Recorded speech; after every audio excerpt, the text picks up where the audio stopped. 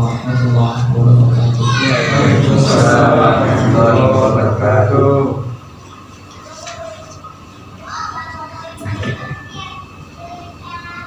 A'udzu billahi minasy syaithanir rajim. Bismillahirrahmanirrahim. Innal ladzina kafaru lan tughniya 'anhum amwaluhum wala auladuhum minallahi syai'a wa ulaika hum waqudun nar. Kadabi ali fir'auna walladzina min qablihim kadzabu bi ayatina fa akhadhahumullahu bi dhunubihim wallahu syadidul iqab. Qul lilladzina kafaru satughlabuna wa tuhsyaruna ila jahannam wa bi'sal mihad. Qad kana lakum ayatun fi fi'ataini iltaqata fi'atun tuqatilu fi sabilillahi wa ukhra kafiratun yarawnahum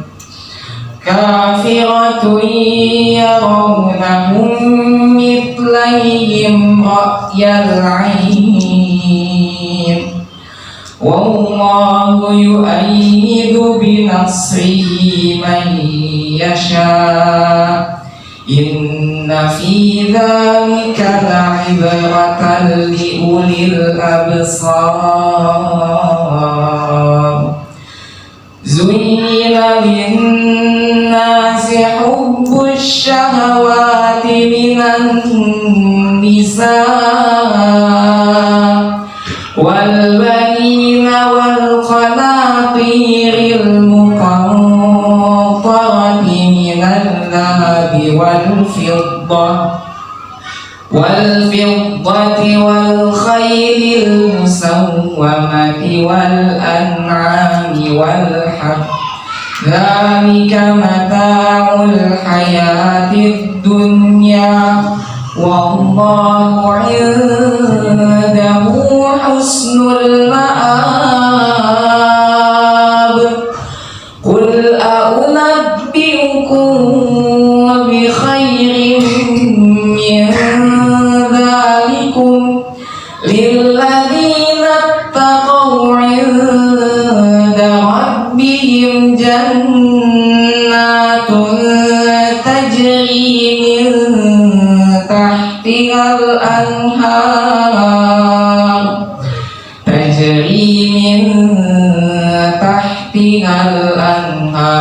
khalidina fiha wa azwajum mutahharatun wa ridwanun minallah wallahu basirun bil ibad. Qul alladzina yaquluna rabbana innana amanna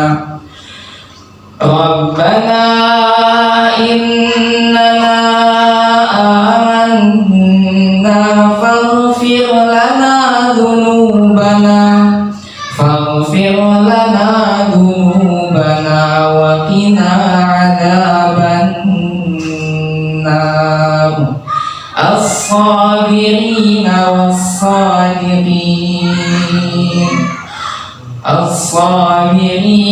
was-sadiqina wal-qanitina wal-munfiqina wal-mustaghfirin والمستغفرين بالأسحار شهد الله أنه لا إله إلا هو لا إله إلا هو والملائكة وأولو العلم قائما بالقسط لا إله إلا هو العزيز الحكيم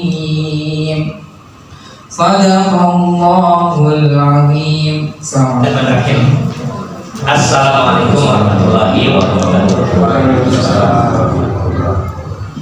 Alhamdulillah alladzi anzala ala abdihi al-kitaba wa lam yaj'al lahu iwaja.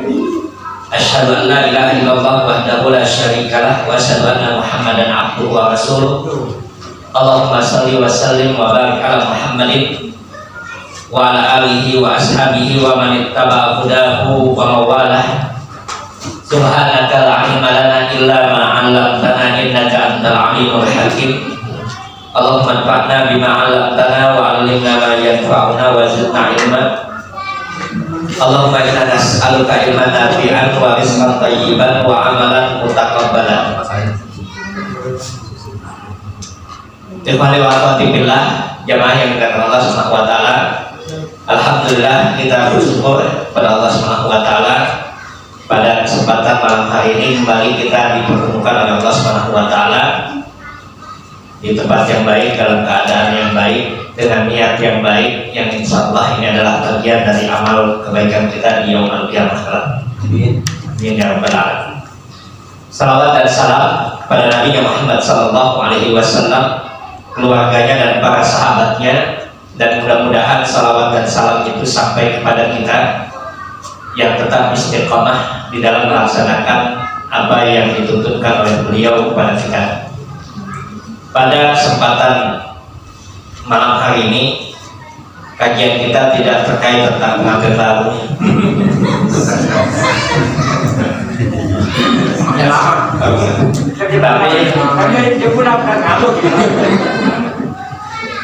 Walaupun permintaan dari Pak Ali untuk pengantin baru, kajian kita pada kesempatan ini kita akan mencoba untuk mentadabburkan satu saja dari ayat Allah Subhanahu wa taala dalam Al-Qur'an surat Muhammad, surat yang ke-47 ayat yang ke-7.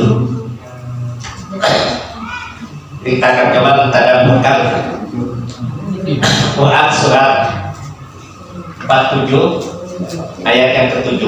Allah Ta'ala menyebutkan kepada kita, ya ayyuhalladzina amanu in tansurullah yansurkum wa yusabbit aqdamakum.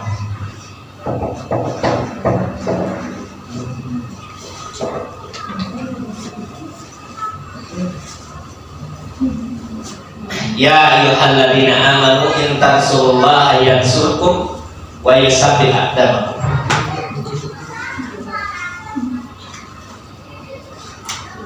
Allah sampaikan kepada kita, wahai orang yang beriman, ya ayyuhalladzina amanu, wahai orang yang beriman, in tansurullah, jika kalian menolong Allah, yansurkum, Allah akan tolong kalian. Wa yutsabbit aqdamakum, dan Allah akan teguhkan kedudukan kalian. Ini ayatnya pendek, singkat, ada dalam surat Muhammad ayat yang ke-7. Yang kita tahu dalam catatan Dr. Aid menyebutkan bahwa surat Muhammad ini kandungan isinya adalah berkaitan tentang penegasan kenabian Muhammad SAW sebagai seorang nabi. Nah, dalam ayat ini Allah SWT menyebutkan pada kita dengan kalimatnya, ya ayyuhalladzina amanu, wahai orang yang beriman. Dan ini selalu kita ulang karena ada 80-an lebih, 87 kali Allah memanggil kita dengan kalimat ya ayyuhalladzina amanu. Ya ayyuhalladzina amanu. Ya di sini adalah kata panggil yang disebut dalam bahasa Arab itu harfun nida. Harfun nida. Kata panggil. Ya ayyuhalladzina amanu. Ya ayyuhal kafirun. Ya ayyuhan nas. Yang situ disebut dengan harfun nida. Kata panggil. Alladzina ismun mausul. Dalam bahasa Arab alladzina ini disebut dengan ismun mausul. Kata sambung.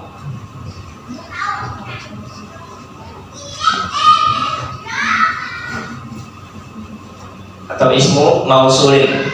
Kata sambung. Kata sambung dalam Al-Quran yang banyak digunakan ada 6. 2 yang digunakan jadi 8 sebenarnya, tapi yang 2 sangat jarang digunakan. Itu alladzi, alladani, alladina, allati, alladani, allah. Itu yang sering digunakan. Kata sambung itu menyambung kata seru ini dengan kata setelahnya. Ya ayyuhalladzina amanu, wahai orang yang beriman. Amanu dalam bahasa Arab itu disebut dengan fi'il madhi. Fi'lun madhi. Fi'lun madhi. Atau dalam bahasa kita kata kerja bentuk lapor.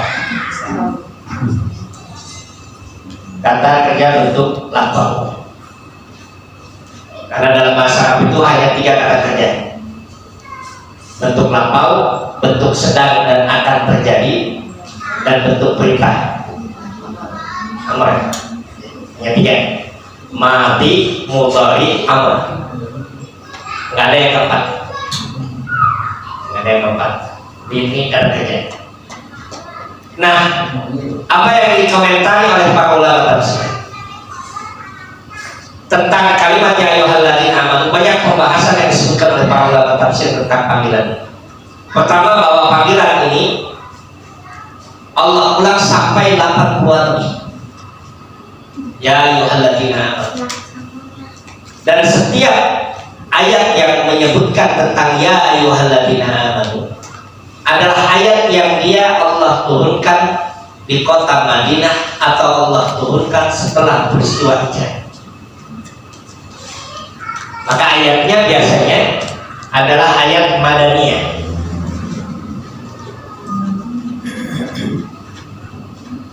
Ayat Madaniyah itu ayat yang Allah turunkan ketika Rasulullah berada di kota Madinah, atau ayat yang Allah turunkan setelah peristiwa hijrah.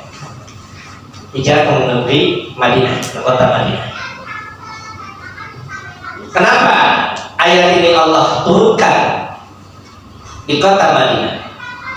Dan apa bedanya dengan ayat-ayat yang Allah turunkan di kota Mekah? Kan ujung tanya. Kalau ayat yang Allah turunkan di kota Mekah, apa bedanya dengan ayat yang Allah turunkan di kota Madinah? Ternyata dalam bahasa para ulama tafsir, ayat yang Allah turunkan di kota Mekah berbeda dengan ayat yang Allah turunkan di kota Madinah. Konteks ayat dalam ayat-ayat yang Allah turunkan di Mekah ada 4 sifat yang Allah sebutkan. Pertama adalah Allah Ta'ala menyebutkan tentang eksistensi dirinya, tentang keberadaan Allah. Itu kalau makiyah. Yang kedua, Allah menyebutkan tentang ayat makiyah itu semuanya tentang eksistensi Nabi Sallallahu Alaihi Wasallam. Itu tentang keimanan kepada Nabi. Yang ketiga, ayat yang Allah turunkan di kota Mekah adalah ayat yang berisi tentang peristiwa-peristiwa hari kiamat. Dan yang keempat, bahwa ayat yang Allah turunkan di kota Mekah adalah ayat yang tidak berkait tentang hukum-hukum. Berbeda dengan Madaniyah. Maka ayat-ayat Madaniyah itu dia berkirikan ayat-ayat yang berisi tentang hukum-hukum syariat. baik ibadah maupun muamalah. Itu biasanya sih. Maka kalau dulu ada gerakan MII, Negara Islam Indonesia itu, ya kalau ada dulu gerakan MII yang sempat infiltrasi ke Muhammadiyah. Apa gerakan MII itu mereka membagi dua masjid, Mekah dan Madinah. Jadi kalau masa sekarang periode Makkiyah belum wajib sholat. Sholatnya diartikan adalah menegakkan syariat Islam. Jadi sholat itu bukan belum wajib dalam pandangan mereka. Kecuali kalau sudah tegak negara Islam baru kewajiban sholat itu muncul. Nah kalau sholat aja nggak wajib apalagi haji. Nah ini ayat-ayat yang memberikan Madaniyah, yaitu ayat yang Allah turunkan di kota Madinah atau ayat yang Allah turunkan setelah peristiwa hijrah. Kenapa konteks itu ayat-ayat ini Allah sebutkan tentang isinya syariat? Karena Allah awali dengan panggilan amanu tadi, kata iman. Dan kata iman dalam Al-Quran itu ada kalanya Allah sebutkan dalam bentuk kata kerja, ada kalanya Allah sebutkan dengan bentuk kata pelaku. Kata pelaku dalam bahasa Arab disebut dengan ismun fa'il.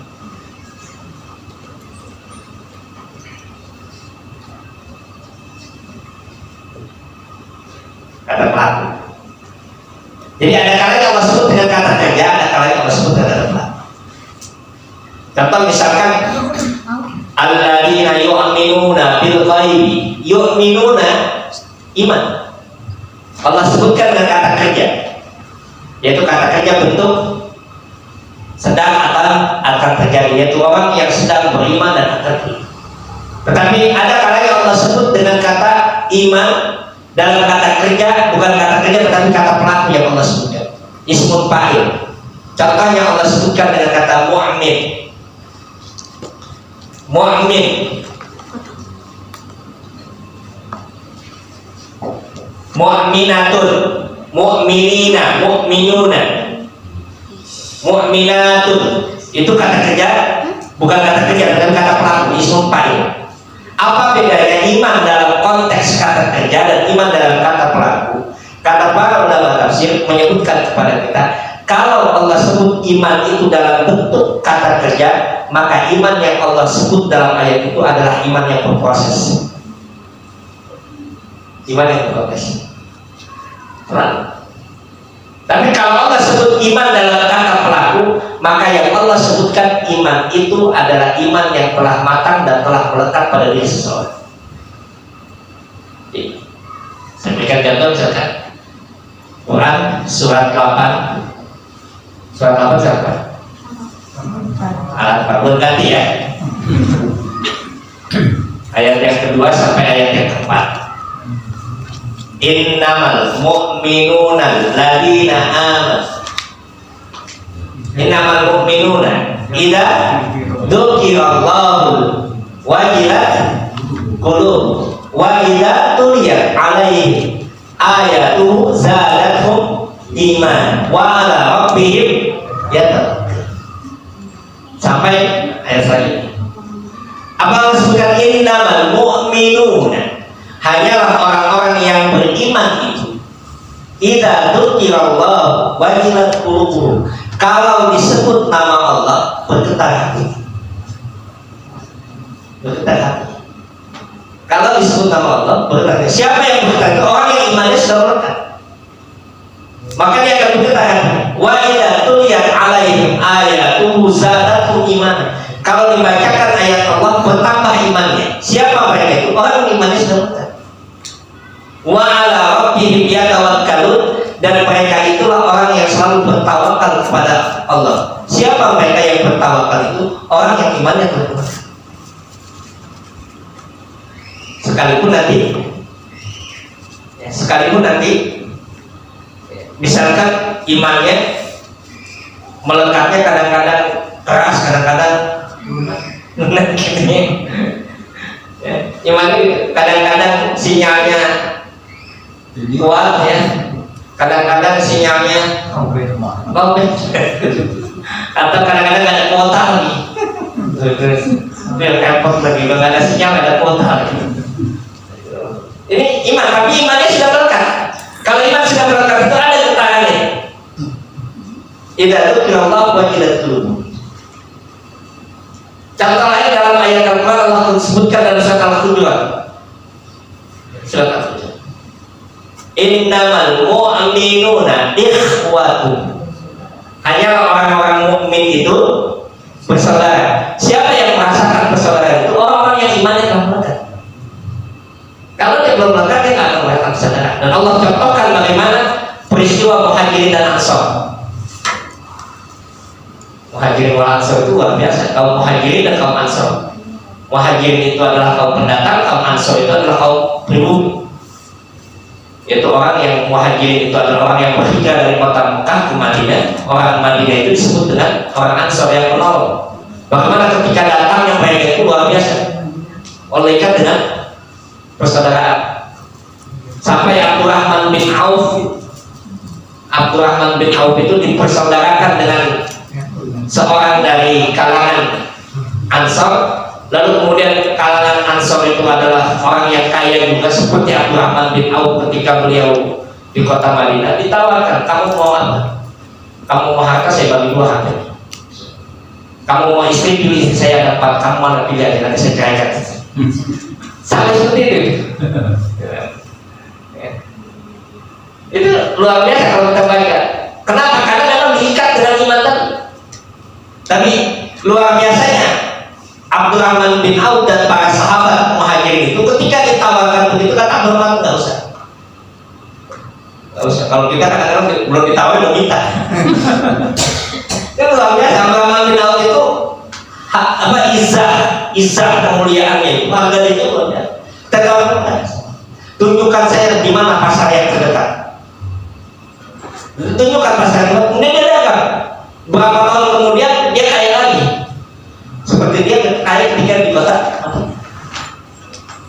Nah, ini apa yang melekatkan itu? Iman. Maka kata para ulama tafsir, ketika Allah sebutkan kata iman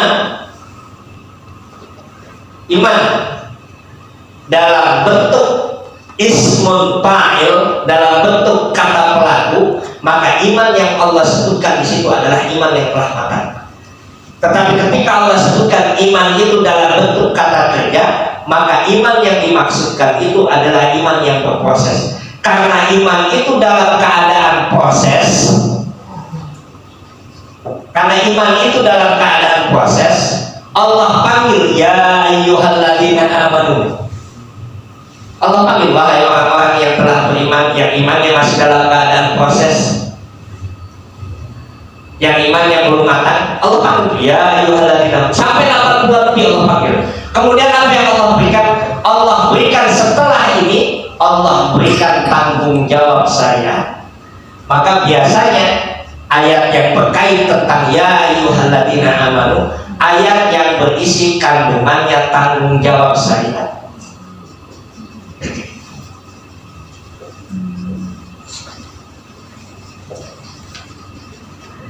Tanggung jawab syariat itu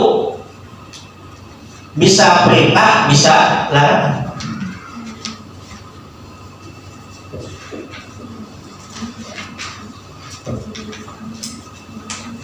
Semua ya ayyuhalladzina amanu kutiba alaikumusiyam ya ayyuhalladzina amanu la tadkhulu buyutan ghayra buyutikum ya ayyuhalladzina amanu dkhulu fis-silmi kafah ya ayyuhalladzina amanu la tulhikum amwalukum wala auladukum an dzikrillah ya ayyuhalladzina amanu. Semua ini kalau nggak berisi perintah masih berisi larangan. Kenapa? Karena iman yang Allah panggil itu dengan kalimat iman yang telah berproses tadi. Dalam keadaan proses, Allah berikan tanggung jawab syariat. Allah berikan tanggung jawab syariat ini untuk apa? Allah berikan untuk kebaikan. Kebaikan siapa? Kebaikan orang yang beriman tadi di mana? Di dunia dan di akhirat. Maka kenapa dalam konteks Quran surat 16 ayat 97 Allah sebutkan kepada kita, man amila salihan min dzakarin aw unsa wa huwa mu'minun falanuhyiyannahu hayatan thayyibah wa lanajziyannahum ajrahum bi ahsani ma kanu ya'malun. Allah sampaikan, wahai barang siapa yang beriman, barang siapa yang beramal saleh, baik dia laki ataupun perempuan, dalam keadaan iman, falanuhyiyannahu hayatan thayyibah, pasti akan kami berikan kehidupan yang baik. Di mana? Di dunia. Walanajziyannahum ajrahum bi ahsani ma kanu ya'malun, pasti akan kami balas dia dengan balasan yang lebih baik. Di mana? Di akhirat.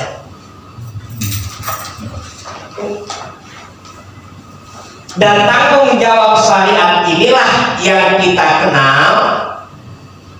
Tanggung jawab syariat inilah yang kita kenal itu adalah hakikat daripada din, hakikat daripada agama.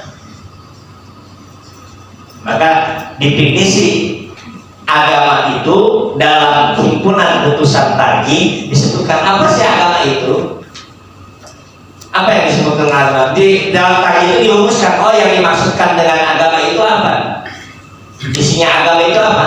Masa'allahu ala lisani anbiya'i, yaitu apa yang Allah syariatkan melalui lisan para nabi. Dari mana? Dari mulai Nuh alaihissalam sampai Muhammad sallallahu alaihi wasallam, Allah turunkan syariat. Berupa apa? Berupa perintah, berupa larangan, berupa bimbingan li sholahil ibadi dunya wa ukhra, untuk kebaikan manusia di dunia dan akhirat. Itulah. Maka tidak ada panggilan ya ayyuhalladzina amanu, tidak ada panggilan syariat agama pasti akan mendatangkan kebaikan. Tidak ada. Nggak ada satupun panggilan ya ayyuhalladzina amanu, panggilan-panggilan agama itu tidak ada satupun yang memberikan mudarat. Tidak ada satupun. Kita belum masuk ke konteks ini. Tidak ada satupun, semua panggilan. Ketika Allah panggil ya ayyuhalladzina amanu kutiba alaikumus syiyam, diwajibkan atas kalian berpuasa. Ternyata diteliti puasa ini sangat luar biasa. Ya ayyuhalladzina amanu udkhulu bisilmi kafah, masuklah kalian ke dalam agama Islam secara totalitas. Janganlah kamu mengikuti langkah-langkah setan. Apa maksud totalitas itu? Jadi sepenuhnya berada di dalam Islam, tidak setengah-setengah, tidak memilih ini yang enak, ini yang enak. Kenapa? Ternyata secara psikologis orang yang seperti itu jiwanya tak tenang. Itu luar biasa. Jadi semua panggilan-panggilan itu lisonah tiba di dunia Allah. Ini yang Allah sebutkan. Maka Allah panggil, wahai orang-orang yang beriman, wahai orang-orang yang Allah panggil itu. Untuk apa? Untuk kebaikan kita.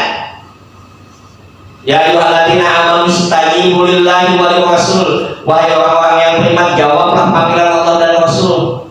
Ketika Allah memanggil kamu kepada sesuatu yang menghidupkan, itu untuk kebaikan kita semua. Yang sangat luar biasa. Nah, baru kemudian Allah katakan apa tanggung jawab syariat di dalam ayat ini. Allah katakan in tansurullah, jika kalian menolong Allah.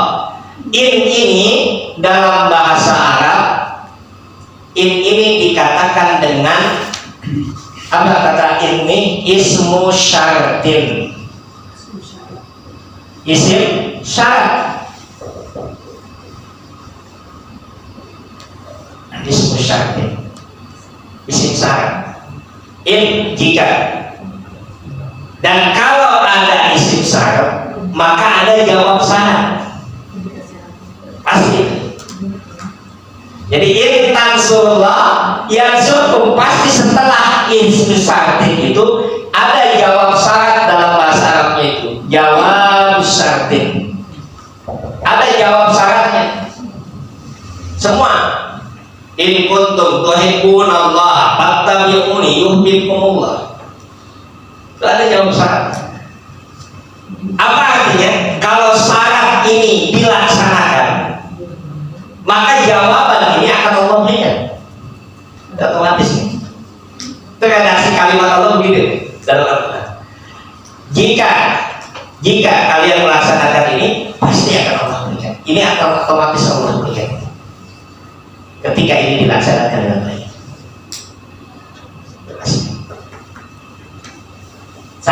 sayyin.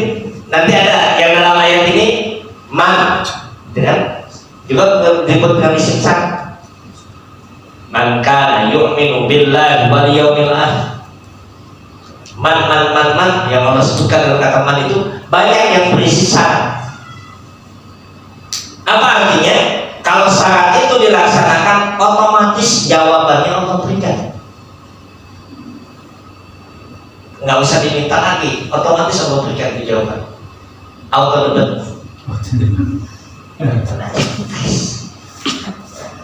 Yang punya kartu kredit itu, kalau udah jatuh tempo itu, tahu-tahu udah berkurang aja rekeningnya. Ya kan? Yang punya kartu kredit itu udah jatuh tempo, nggak usah kita ngomong, jangan, udah berkurang aja tuh gitu. Udah diambil langsung. Nah, begitu juga tuh. Ketika saat ini dilaksanakan, Allah berikan langsung. Tanpa diminta, otomatis. Ketika kalimat redaksi itu jawab syarat, tetapi beda dengan kita. Kalau melakukan ini nanti Bapak kasih ini, belum tentu juga kita. Tapi kalau Allah yang menyebutkan pasti. Nah ini yang disebutkan ismus syarat, ini jawab syarat. Apa yang Allah sebutkan dalam kalimat ini? In tansurullah, jika kalian menolong Allah, pasti yang surkum. Allah berikan dua jawab syaratnya. Yang surkum wa yusabbit aqdamakum. Ini dua syarat. Jawab syaratnya Allah berikan dua. Intan surullah yang surkum. Jika kalian menolong Allah, Allah akan tolong kalian. Dan Allah kuatkan kedudukan kalian. Itu kepastian yang Allah berikan. Maka kalimat ini sama tansurullah yang surkum, Allah berikan pertolongan. Kata kaidah para ulama, al jaza'u min jinsil amal. Ini kaidah agama, rumus umum dalam beragama itu, dalam memahami teks ayat itu, al jaza'u min jinsil amal.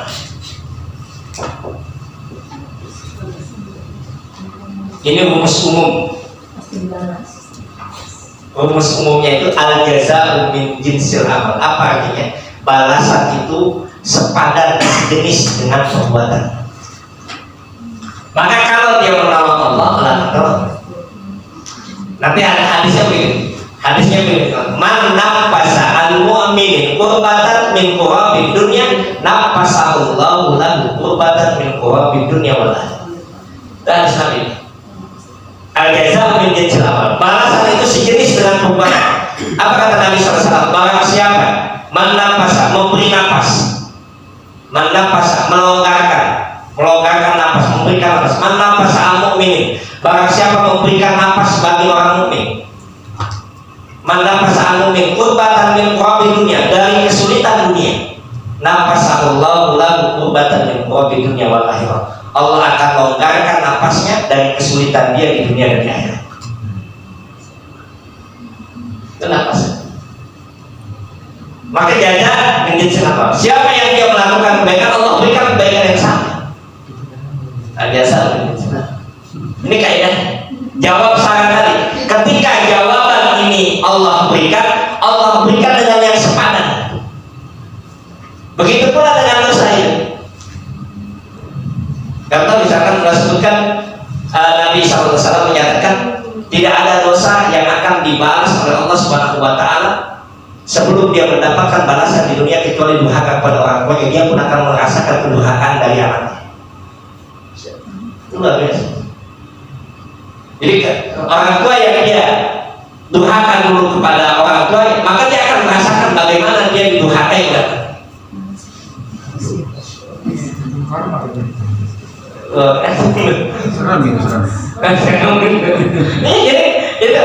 itu yang dikatakan Nabi SAW. Tidak ada balasan yang Allah balas di dunia sebelum dia merasakan balasan di akhirat, kecuali diantaranya adalah perbuatan durhaka. Ada satu lagi yang disampaikan, zina. Zina itu akan Allah balas di dunia sebelum dia merasakan balasannya. Kalau dia tidak bertobat, Tapi itu luar biasa. Maka ini kaidahnya al-jazaa min jinsil amal. Balasan itu sepadan dengan perbuatan. Dan Allah berikan in tansurullah, jika kalian menolong Allah, Allah akan tolong kalian dan Allah itu bukan kalian. Pertanyaan kemudian, apa yang dimaksudkan dengan menolong Allah? Apalagi kemarin muncul pertanyaan, muncul pernyataan, buat apa Allah ditolong? Allah nggak butuh pertolongan. Itu waktu aksi bela Islam. Ya. Buat apa nolong agama? Agama nggak butuh pertolongan. Kalau saya katakan bahlul. Bahlul, artinya apa? Kenapa bahlul? Sama seperti kita, dia tidak tahu yang kita inginkan bukan ininya, tetapi yang kita inginkan feedbacknya. Kenapa kita melaksanakan ini? Yang kita inginkan adalah feedbacknya. Sama seperti Nabi mengatakan, man shalla alayya sholatan sallallahu alaihi aswa. Itu hadis Nabi. Siapa yang membaca sholawat kepadamu satu kali, maka Allah akan memberikan salawat kepadanya 10 kali.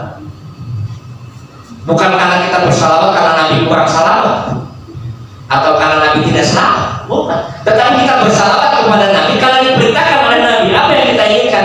Kita bersalawat kepada Nabi, Allah akan berikan salawat kepada Nabi. Itu yang kita inginkan. Jadi sahabat seperti kenapa kita menolong Allah? Karena kita menginginkan Allah menolong kita. Kenapa kita menolong saudara kita? Karena kita menginginkan Allah menolong kita. Jadi bukan kita menolong saudara kita karena kita pengen dia nolong kita lagi, bukan. Kita kan salah ya. Kita kadang-kadang mau lakukan pertolongan itu ketika kita butuh, kita minta tolong sama dia, karena ditolong keselnya bukan main. Gue begini. Keluar semua itu semua. Itu yang salah konsep kita itu. Nyesel gue dulu nolongin lu. Itu salah konsep. Yang Allah tegur dalam suratnya itu, wala tamnun tastaksir wa li rabbika fasbir fa ilanu li rabbina fadzalika yawma idzin yawmun asir. Terus itu, wala tamnun tastaksir. Jangan kamu memberikan yang banyak karena kamu ingin mendapatkan yang banyak juga dari dia. Tapi yang kita inginkan adalah Allah. Jadi ketika kita melakukan sesuatu kebaikan, yang kita inginkan balasan dari Allah, bukan balasan dari dia. Sangat konsep. Maka tadi intansurullah yansurkum. Kenapa kita menolong Allah? Karena kita ingin Allah menolong kita. Bagaimana menolong Allah itu? Ini kita dapatkan di dalam hadis Nabi SAW yang pertama, hadis dalam riwayat Imam Muslim, bahwa yang dimaksudkan menolong Allah Subhanahu wa Ta'ala itu adalah menegakkan agama Allah itu di dalam dirinya. Yang pertama, jadi menegakkan agama itu dalam dirinya. Syariat Allah itu ditegakkan dalam dirinya. Itu yang disebut menolong. Maka kenapa Nabi mengatakan itu? As-salatu imaduddin. Salat itu tiang. Paman aqamaha faqad aqamaddin. Siapa yang menegakkan salat, dia menegakkan tiang agama. Wa man hadamaha wa man tarakaha faqad hadamaddin. Barang siapa yang meninggalkan salat, maka dia telah meruntuhkan agama. Menegakkan agama itu dalam diri. Bahkan Syekh Mansur, salah seorang tokoh Ikhwan Muslimin Mesir, bukan Mansur, Syekh Mansur ya. Bisa ya Pak. Syekh Mansur itu tokoh Ikhwan Muslimin itu ketika ditanya, ini dalam buku beliau Risalah Dakwah itu, ketika ditanya oleh wartawan itu, dia ditanya bagaimana menegakkan negara Islam di kota Mesir. Apa jawabnya? Beliau katakan kalimat singkat, kum daulatan islami fi qulubikum satakun daulatan islami fi baladikum. Kalau kamu mau menginginkan tegaknya syariat Islam, tegaknya negara Islam di tempatmu, maka tegakkan dulu Islam itu dalam diri. Itu baru katakan. Itulah kenapa Muhammadiyah itu tujuannya menegakkan masyarakat Islam. Bagaimana menegakkan masyarakat Islam itu? Ya otomatis negara itu akan Islami. Bagaimana masyarakat Islam itu dibentuk dari kembali Islam? Itu yang saya mansur itu bukan mansur ya. Itu. Nah ini dalam hadis riwayat Imam Muslim itu, hadisnya sering kita dengar. Ada dalam kitab Riyadhus Shalihin, ada dalam kitab yang disebutkan Al-Arba'in An-Nawawiyah. Itu hadis Abdullah bin Abbas ketika bertemu dengan Rasulullah dalam kondisi remaja. Abdullah bin Abbas katakan, ya gulam mu'allimuka bi kalimat, wahai ananda, saya akan ajarkan kepada kamu beberapa kalimat. Ini luar biasa. Abdullah bin Abbas itu diajarkan sejak kecil. Maka di kalimat itu, ya gulam, wahai ananda. Gulam itu usia yang dia belum balik. Ya, wahai ananda, ya gulam, wa'allimuka bi kalimatin, saya akan ajarkan kamu beberapa kalimat. Itu beberapa ungkapan saya akan ajarkan kamu. Abdullah bin Abbas ya masih kanak, dia perhatikan. Lalu beliau berkata Nabi SAW, ihfadillah yahfaduka, ihfadillah tajid tujah. Wahai ananda, jagalah Allah, Allah akan jaga kamu. Jagalah Allah, engkau akan dapati Allah itu ada di hadapan. Udah. Itu menjaga syariat itu dalam dirinya. Kalau syariat itu dia jaga dalam dirinya, sama dia menolong agama Allah SWT. Dia menolong agama Allah SWT. Sesi dulu ya.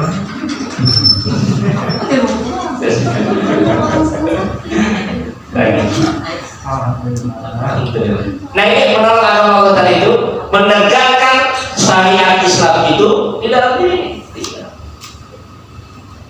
Bahkan yang jauh lebih tinggi nanti, ketika kita dapatkan dalam Al-Quran bahwa yang disebut dengan ya Rasulullah tadi, menolong Allah itu seperti apa? Menolong Allah itu menegakkan syariat Islam itu dengan kesungguhan, sepenuh daya, sepenuh kekuatan. Itulah yang disebut dengan jihad.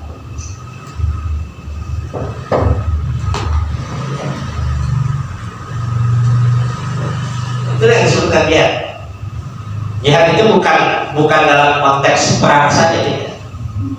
Kata jihad itu diambil dari kata jahada. Jahada. Berarti pecahannya ijtihada. Nanti pecahannya lagi jahada. Jahad, ijai. Jahada. Dari kata jahada, apa jahada itu? Mengerahkan seluruh potensinya, kekuatannya secara maksimal untuk apa? Untuk bersungguh-sungguh di jalan Allah SWT. Itu jihad. Jadi dia mengerahkan potensinya, nggak salah-salah, dia di jalan Allah. Dan jihad itu sangat luas. Maka kata para ulama, ta'intan surullah yansurkum wa yusabbit aqdamakum. Jihad itu dalam konteks yang sangat luas. Jihad ekonomi, jihad politik, jihad sosial, jihad pendidikan. Itu ya. Tapi dia lakukan dengan kesungguhan maksimal. Kita kan kadang-kadang pakai waktu. Sisa-sisa waktu. Kita nggak langsung maksimal itu. Bahkan Nabi SAW menyebutkan orang yang dia keluar mencari nafkah, seorang suami yang keluar mencari nafkah sama dengan jihad.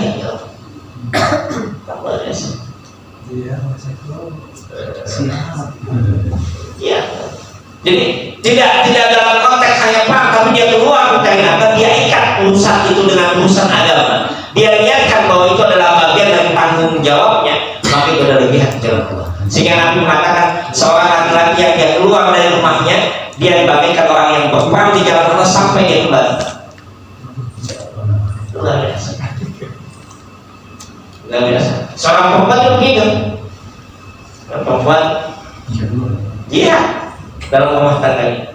Seorang wanita yang dia, kata Nabi SAW, yang dia perlu berpayah, berkeringat, maka setiap tetes keringatnya adalah kapal pengampunan dosa. Sekarang tidak ada wanita yang berikan karena rumahnya berhasil. Tidak ada lagi. Jangan yang kapalnya hilang. Orang ini AC-nya cepat. Hanya dipasang AC. Nah, itu kalau mengartikan hadis itu secara tekstual gitu ya.